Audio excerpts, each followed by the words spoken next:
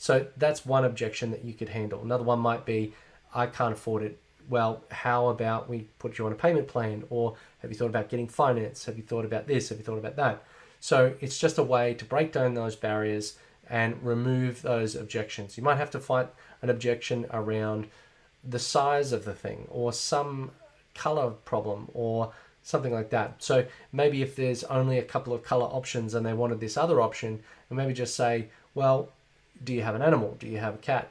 Is there fur that's going to get on this thing? Well, it's going to hide better if it's this color as opposed to that color. You help them come up with some logic or some reasoning to make it okay that that product is right for them.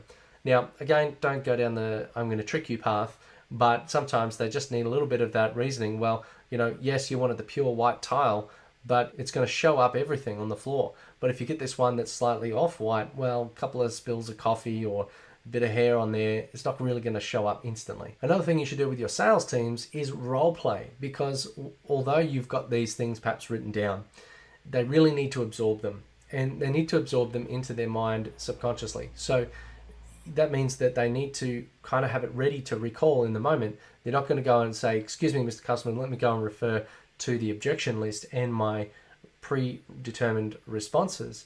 What they need to do is kind of go through with other sales teams, maybe the sales manager, and play out these scenarios, pretend to be the customer, pretend to have different problems at different times, throw curveballs, and just see what you would say, what that person would say, and then give coaching and feedback, because that then improves the likelihood. And all we're doing here, there's no magic bullet, there's no perfect sentence.